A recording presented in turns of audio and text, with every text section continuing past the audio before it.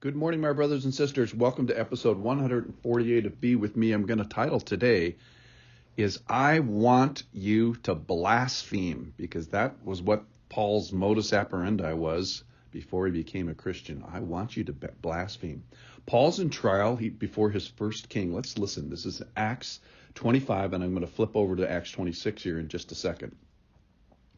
Agrippa, who's a king, Paul's first king, said to Festus, who's a Roman procurator, governor guy, I would like to hear from the man myself.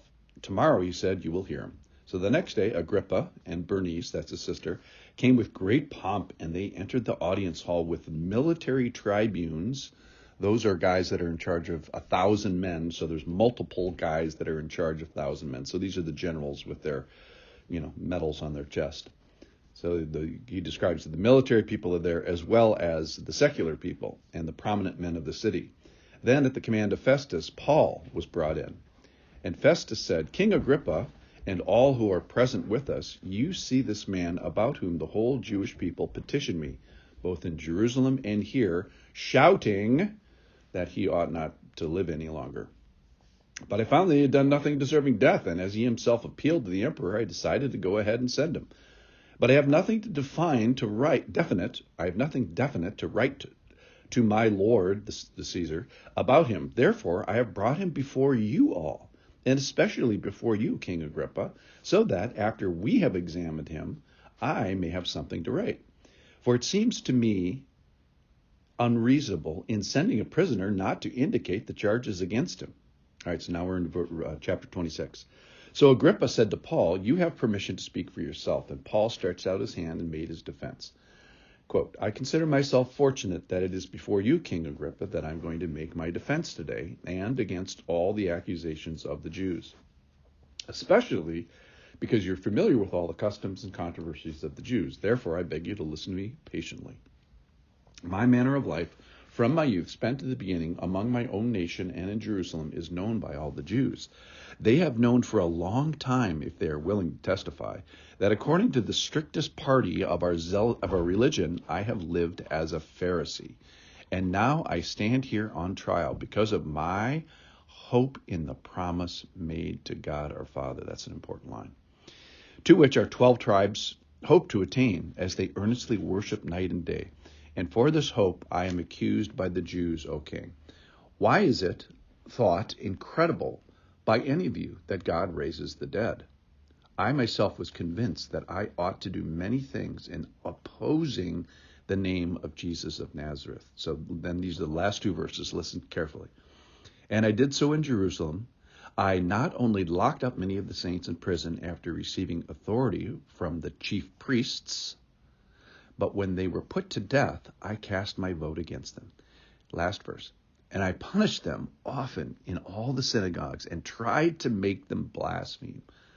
And in raging fury against them, I persecuted them even to foreign cities.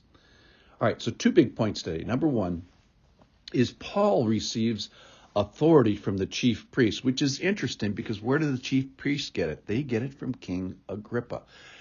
This Agrippa II, Herod Agrippa II, his grandfather was Herod the Great, Herod the Builder, who had rebuilt the temple, and I think probably they threw his family line a bone and said, okay, you guys can be in charge of the temple and in charge of the leaders of the temple, which are the chief priests.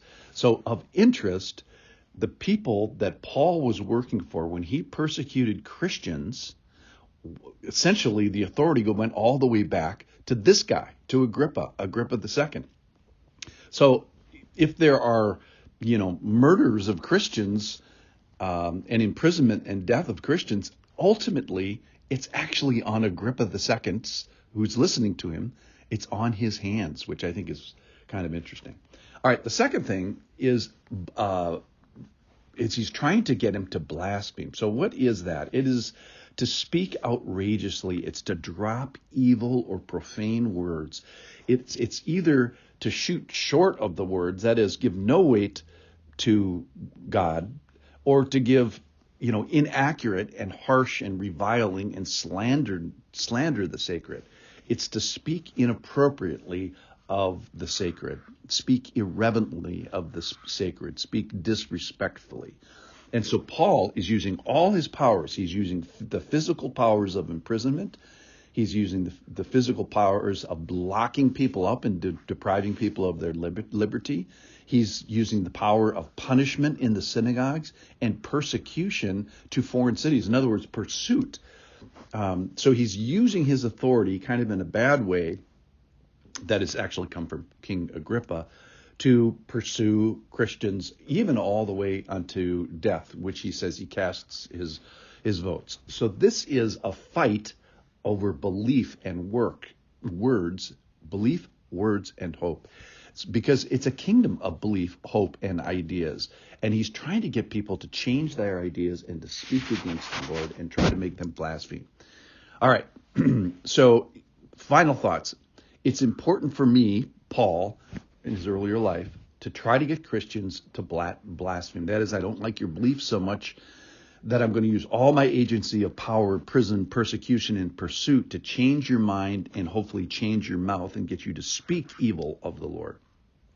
So this, as you see, is a battle for ideas, for hope and faith. It's not land that we're fighting over or countries or oil fields. The treasure is, what treasure are we fighting over in Christianity? Well, it's the person. And the treasure is the relationship with him now, as well as for the future, the hope and promise that we have, after we die.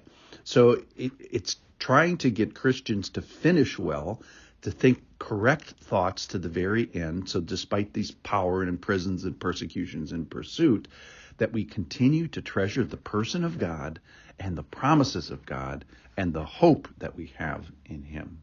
Thank you so much for listening. I'll see you tomorrow.